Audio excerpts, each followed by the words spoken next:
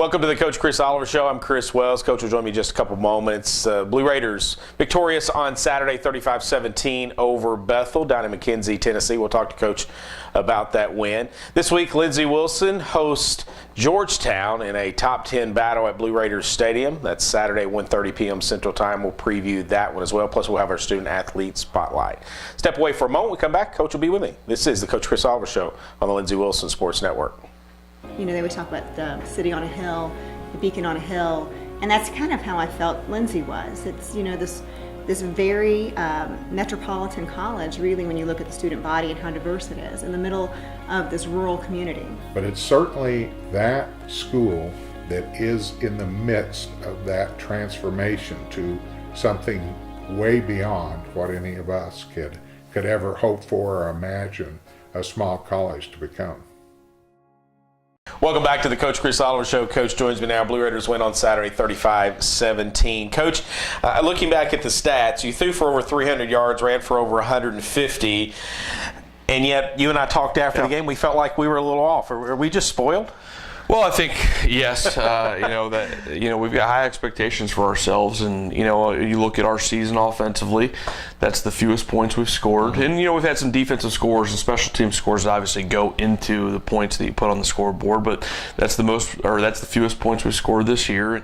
But it's a game that once we came out early in the third quarter, it probably was never in question. We had an ugly turnover late, but it was still a 3-score game. It's one of those games also that you're playing a team that is 2-6 going in, but we know that they had a lot of talent and a lot of returning experience, especially on defense. It's almost the same exact defense that played against us last year when they were 7-2 and nationally ranked when they came in here. And that's a team that probably should have beat a really good Campbellsville team. Kind of gave it away in the last minute. So it's so easy to draw conclusions from scores and records and those things, and probably a little spoiled. But we don't want to lower our expectations. We weren't very sharp on offense. We did good things in spurts, but we weren't very sharp. We weren't very consistent. I thought our defense played pretty well. And I thought special teams we talked about after the game probably wasn't the advantage that it's been in some of the other games. And credit goes to Bethel for that because they're really good on special teams as well. But we'd like to be sharper at this point in the season. It was 14-10, I believe, at half, and 21-10 at half. Talk a little bit about what you talked about. It could have been 14-10, that late drive. What do you talk about at halftime? Because you did. It looked like you came out with, I don't want to say focus, because I felt like we were focused all day long. Just not as crisp as we normally. What did you say at halftime? Well, it's just about sticking to the plan and making sure we're taking care of us. Defensively, we felt really good about the things we were doing in the first half. We gave up 10 points, but that touchdown was off of, or we had a field goal off a short field, touchdown off a short field. So our defense was really playing well.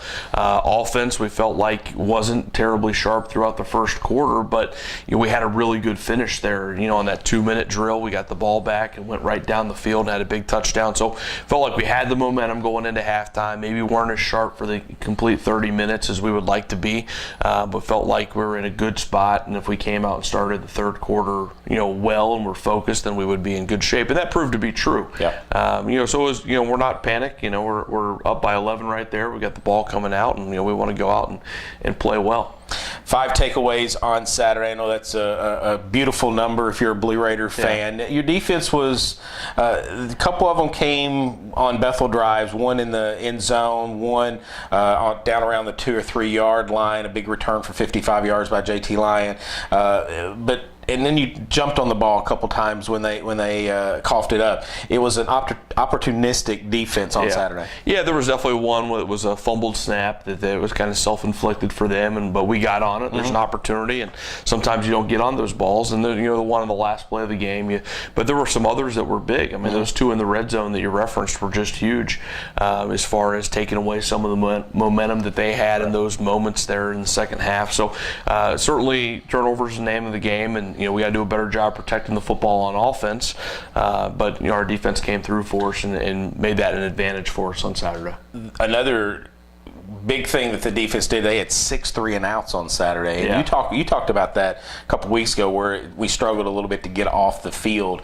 But on Saturday, I thought your defense, and we talked about it in the postgame, that we felt like that they probably maybe had their most complete game, just giving up the 17 points, 10 of which was, like you mentioned, a field goal on a short field, and the other was a pick six. So again, 6 3-and-outs. I think you got to take that. Yeah, I thought our defense played really well. I thought we did a great job of stopping the run consistently throughout the day. We kept pressure on the quarterback. We didn't allow him to set his feet. We didn't get to him as many times as we would like from a sack standpoint in the stats, but we still allowed him or we made him move in the pocket. We didn't allow him to stand back there. We knew that he's a guy that can deliver the football if he has a clean pocket. He's got a good arm and a good understanding of what they're doing on offense. So, bringing pressure and making him feel uncomfortable was a big part of the game plan. I thought we did a great job of that, even though it didn't show up statistically with the sacks. We allowed him or not to sit back there and pick us apart. And on defense, third down percentage 6 of 17. Again, I think a lot of that we talk about goes into first down, and I think your first down efficiency, just by memory, was really, really good. Yeah, again, stopping the run early, throughout the course of the game, but on early downs. But that third down conversion, that's more where we want to be. I mean, you're closer to 33%. We've had a couple games where we've been just under 50. That's a much better performance for us defensively, and I thought our defense had a lot of positives on Saturday. Special teams wise, we talk about all the time about your kick coverage, and we've mentioned Jarrett, who's perfect on field goals this season. We don't say a lot about Hunter Lovell's punting because he's not punting a ton, but he did have 5 punts on Saturday. A lot of that had to do with the sluggishness of the offense, but averaged 41 yards, had a long of 50, but 3 inside the 20. He flipped the field really, really well. Yeah, I thought Hunter played really well, and our punt team did a good job. We did have one return where it was a great punt. We had him bottled up, and he kind of got outside of us, so we were a little disappointed in that one from a coverage standpoint. Right. That was a great punt. I thought Hunter was a big part of us being able to flip the field and making their offense continue to drive the entire field against us, and that was going to be a struggle for him throughout the course of the day as the game went. Coach, it was the first game this season that I can recall where weather, I wouldn't say it's a factor, but it was cooler. And talking to some of the players after the game, it's just, I think it's that first game, try to get a feel of your hands. And we had some drops on Saturday. Dylan didn't have the percentage that we normally see out of Dylan. Did weather play a factor? Yeah, I think a little bit, and that's just part of this game. I'd be lying if I said I don't think it had to do with it early on. Dylan's first 2 passes came out of his hand were just a little bit off. After that, he settled in, was better from a completion percentage standpoint, but I think that was part of it. And and ultimately it wasn't that cold. We haven't been exposed to much practice in that, so that's one of those things you gotta look at. And I said to one of our guys on the sideline after the first series, he was kind of jumping around. He wasn't complaining. He was just trying to keep himself warm, but talking about, man, it's chilly. And I said, we would have killed for this in Des Moines, Iowa, a couple years ago when we went to Des Moines in the first round. I said, we would have killed for today. So just put things in perspective. And, if we have the opportunity to continue to play, obviously this week, next week, you get into November and you never know what the weather's going to hold. Looks like it might be a little warmer this week, but possible rain. If you have the opportunity to make the postseason, you're going to have to play in cold weather. You might have to play in some snow. And so there's things there that, we have to do a better job of controlling, and we can't allow 45 degrees and a little bit of breeze to get to us. But I think we did a little bit on Saturday, and that's mindset, that's mental toughness, and that's preparation, and that's us as coaches. We got to make sure that our guys are ready to go. 35-17, Lindsey Wilson improves to 8-0 on the season. No movement in the coaches poll. Lindsey Wilson remains at number 5. They'll welcome number 9 Georgetown to Columbia at Blue Raiders Stadium this Saturday, 1:30 p.m. Central Time kickoff. We're going to step away for a moment. We'll come back with our Student Athlete Spotlight. This is the Coach Chris Oliver Show on the Lindsey Wilson Sports Network. There are over 2,000 colleges and universities in America, and to be a part of a college that has singled itself out there, and you look at the catalogs, if you go online and you read their purpose statement, and you just don't find any college anywhere that does for students what Lindsey Wilson does. Welcome back to the Coach Chris Oliver Show. And our student athlete spotlight this week is CJ Dickerson. He's a defensive lineman from Murray, Kentucky. Tell me a little bit about Murray, Kentucky. Very small town. It's a university town. Murray State University is right in the middle of it. Most of Murray is Murray State's campus. There's a lot of places to eat. There's 2 high schools there, Murray High and Callaway County High School. You went to Callaway, right? No, I went to Murray High. I'm just kidding. Yeah. Tell me about your high school experience. Did you play other positions besides D-line? Yes, I played a little fullback. I played offensive guard, offensive tackle. I played a little bit of linebacker. Those are about my main positions right there. That's normal small school football, Yeah. right? You Yes, play sir. a lot of positions. Did you enjoy being fullback? Did you enjoy? Yes. Were you blocking fullback? Did you handle the ball a lot? Well, the type of situation we were in was we were trying out a whole offense. So I only got to do it for 1 game. It was my senior year. I was blocking a lot, but I got to run the ball 4 times in that 1 game. Okay, so you're a defensive lineman now here at Lindsey Wilson, and I know last year there were a plethora of seniors on the team. I think you guys had Yes, 6 sir. guys on the defensive line. Now you're asked to be kind of a leader on the line, even though you're just a sophomore. So what's it like going from last year, where there were all these seniors around you, to this year, where guys are looking up to you? I love it. I mean, I really do. I enjoyed having Steve Wallace, Michael Basket, Jarrett Kunkel, Chris Odom, Keegan Kendricks. Those guys helped me see what leaders were like. So right now, me being in the leader spot is, I'm enjoying it. Hopefully those guys are listening to me. Kwame Jones, he's one of the freshmen that's actually playing. I'm helping him a lot, and I'm just, getting a lot of the guys along, and just, we're coming to the part of the season where it's clutch time. So, and I know what that's like, especially because I was playing a lot last year as a freshman. Yeah. So I'm enjoying it right now. What's your favorite part of being a defensive lineman? The trench is it's just being able to use my strength and show off all of the things that I work hard in the weight room for, and on the field, showing my footwork. Sometimes linebackers, they can't show their power because, they're not being touched every play. Right. But being able to just use my strength is what I really like about being on the D-line. Now remember, we're a family show here, so I'm going to ask you this question. I always wonder what it's like to be on the bottom of a pile, whether you're going for a loose ball fumble, or it's just a bunch of bodies laying. What's it like being on the bottom? Sometimes it's not pleasant. I mean, there's a lot of pinching going down under there. There's a lot of talking, unnecessary squeezing, and people just putting pressure on you. But I mean, I wouldn't like to do it every play. But, CJ's got 34 tackles this season, has a sack. What's it like to get to the quarterback? It's wonderful. It's a feeling that is just indescribable. Second play of Bethel, I actually got sacked, but it was an offsides penalty. So, but just being able to get home is what we say. You do whatever to get home. Being able to get home with the sack is just wonderful because your team's loving that position that you just did, putting the offense further yards than they were just the last play. So it's a great feeling. This past week, you defeated Bethel 35-17. I thought it was one of the more complete defensive efforts from you Yes. guys. You gave up a field goal after a short field, which I thought that was a win, and then they had a pick six. So basically, you guys just gave up the 10 points, and one of them was on a decent drive. But I thought it was your most complete effort really all season long. You think so? Yes, sir, I do. We had a great week of preparation. We came out last Tuesday and the enthusiasm was there, the work ethic was there. Everybody loved being at practice. So, and we got a big week coming up. So hopefully we can do the same thing at practice starting today. This past week was the first chilly. I don't know if chilly is the right word, but it was comfortable out there, much Yes. more so than some of the games that you played this year. Mm-hmm. I've been told that football players would much rather play in 30-degree weather as to 90-degree weather. This is kind of in the middle, right at 50 degrees. How was it for being on that D-line?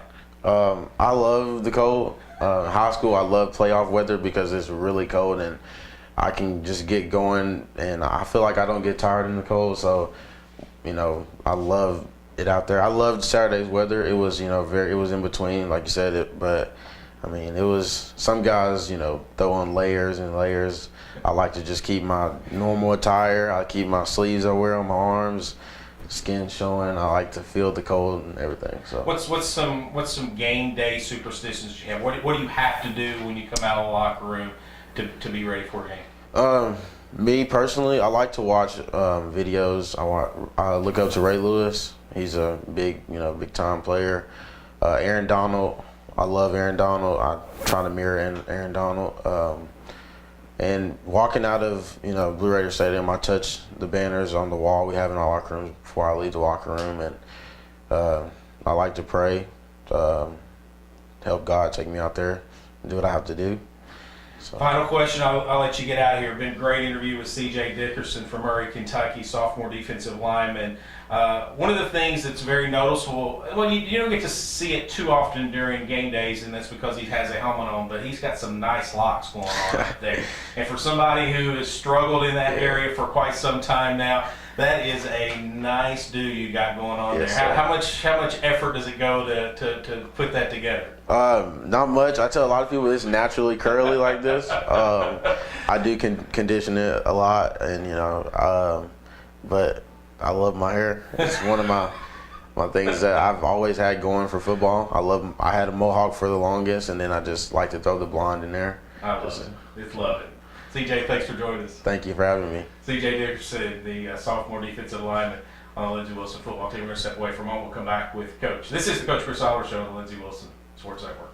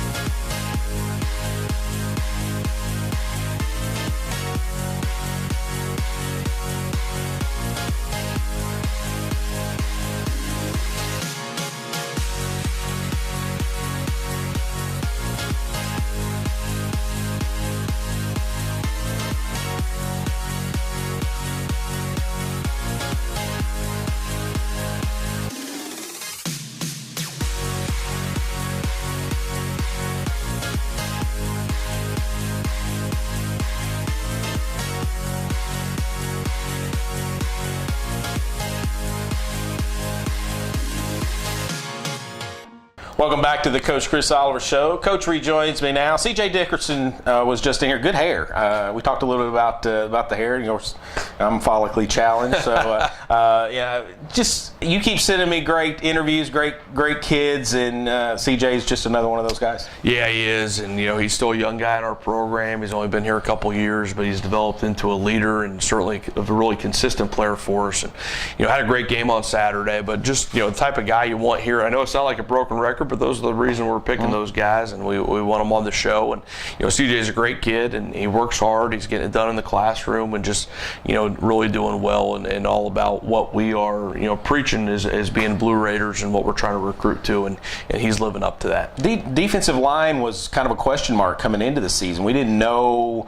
You graduated so many guys off that D line, and I think the D line for the most part has really played well, despite the fact that they're very, very young. Yeah, I think our D line has really come along, and we had 6 seniors on that defensive line a year ago, and that was a special crew, and we knew that we were going to have some deficiencies there from a standpoint of experience. Right. Now, those guys have proven that they can play in this conference and doing a good job, a little bit more by committee this year, and rotating some guys in, and starting to get some specialist type of guys. And you look at Damani Jenkins as a guy that didn't play a lot early in the season. All of a sudden he's getting playing time, and he's racking up a sack every game or every other game now, and doing some things on third downs, limited reps. So those guys are buying into that team mentality, and really doing a good job on that D line. And CJ's a big part of that.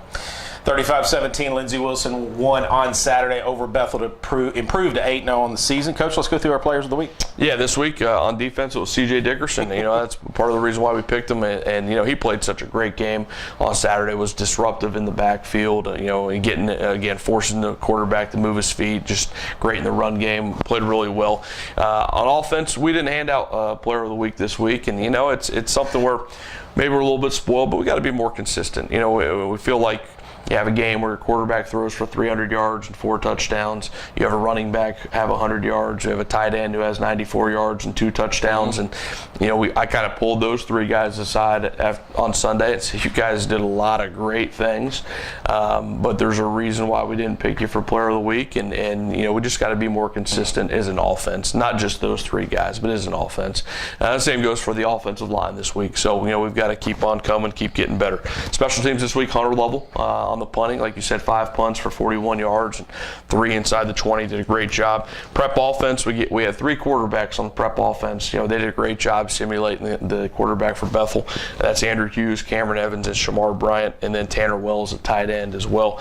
Prep defense, Jake New, Xavier Baugh, H.T. Fountain, and Cameron Thurman. Again, a lot of guys getting those awards, and we love that. Prep special teams, Christian Peary did a great job giving us a great look on kicks. Their kickoff team did a lot of different things throughout the week, and you got to get a kicker that can give you that look, and Christian did a great job.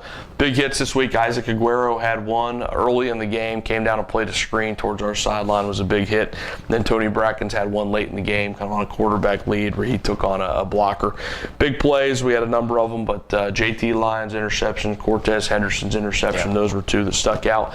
Jeshua Nobang had a forced fumble and then recovered the fumble there as well. That was a big one. The entire defense after the big punt return, we forced a field goal attempt for them. It was a short field. The defense kind of bowed their neck and got off the field with a field goal attempt. That entire defense gets one for that. Jared Doherty on our second kickoff. They got a little bit of space coming up our sideline. Jared inserted right there. He played defense in high school, and he made a really solid tackle right there on the sideline. That was a big play. If we don't get to him right there, then who knows how far that one would have gone. On the first touchdown of the day, Jay Godlock, Blake Ingleton had a big block on a blitz. Great job right there. Charles Gaines' touchdown catch, that is a highlight reel on the one-hander that a lot of people have seen on social media. That was a big one. Dylan Beasley to Mikey Davis right before the half. That was kind of our 5th read in that progression, the way that play developed. You don't often get through 4 or 5 reads, especially in college football, and that was one that Dylan got back there and found him, saw the rotation of the defense, and it was a big play for those guys. Mikey Davis' second touchdown, kind of broke a tackle right there, fended off the guy all the way in the end zone, and Javen Jones had a block on that one against a blitzer that was big. And then Mikey Davis, we had a 3rd and 1 catch, kind of faked a quarterback sneak and threw it up there. He got a guy hanging on him. So a lot of big plays, a lot of positives.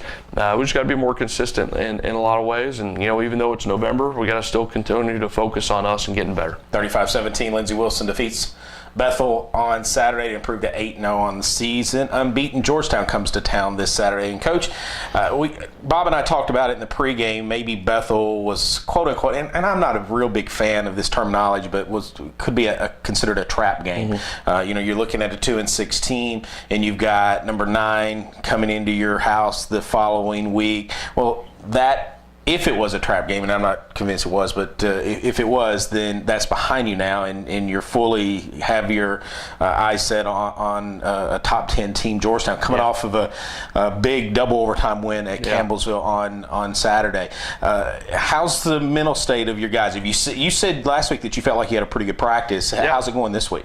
I know it's early. Yeah, I think based on where we're at right now, we haven't been on the practice field quite yet when we're filming this, but you guys have been in watching video the right way and doing the things we always do. I think we're keyed in. I think we know we got a great opportunity this week, and part of that's because we got Georgetown coming in, but you also get 10 guaranteed opportunities a year, and we're trying to preach that every week. And we've put ourselves in a position where we're 8-0, and we got a lot of things to play for right in front of us, and I think we're going to be focused. We got a really good opponent coming in, and they're going to be focused as well. They've got a lot on the line as well. It's going to be a great game.